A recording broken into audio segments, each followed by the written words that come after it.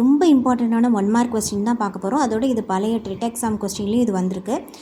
Question என்னென்னா √12 plus அதுக்குள்ளே திரும்ப ஒரு ரூட் 12 ப்ளஸ் அதுக்குள்ளே திரும்ப ஒரு ரூட் 12 ப்ளஸ் அப்படின்னு சொல்லிட்டு எக்ஸட்ரா இன்ஃபினிட்டி மாதிரி போயிட்டே இருக்குது. ஸோ இதோட வேல்யூ என்ன அப்படின்னு சொல்லிட்டு தான் கேட்டிருக்காங்க.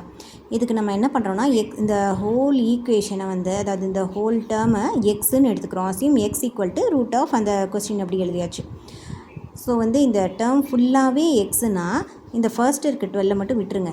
விட்டுட்டு இதிலேருந்து எடுத்தால் கூட அதுவும் எக்ஸாக தான் வரும். ஏன்னா அதுவும் இன்ஃபினிட்டி தான். 12 போயிட்டே தான் இருக்க போகுது. இது சேர்த்தாலும் சரி சேர்க்காட்டாலும் சரி இன்ஃபினிட்டி மீன்ஸ் கடைசி வரைக்கும் அந்த 12 போயிட்டே தான் இருக்க போகுது.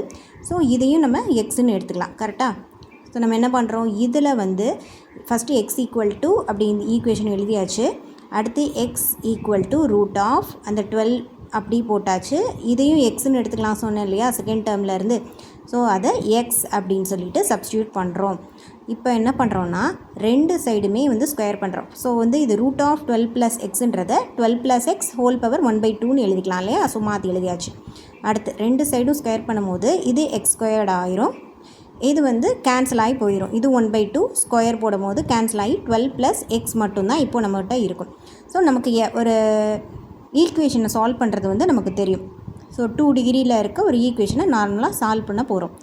எக்ஸ் ஸ்கொயர் மைனஸ் எக்ஸ் இது லெஃப்ட் சைடில் கொண்டு வந்துடும். -12 இதையும் லெஃப்ட் சைடில் கொண்டு வந்துட்டோம்னா ஈக்குவல் டு 0. ஸோ இப்போ இந்த ஈக்குவேஷனை நம்ம சால்வ் பண்ணிட்டோம்னா நமக்கு ஆன்சர் கிடச்சிரும்.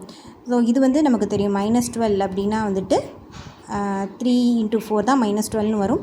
ஸோ இது மைனஸில் இருக்கனால பெரிய நம்பர் தான் மைனஸில் வரும். So X + 3 × x - 4 is equal to 0.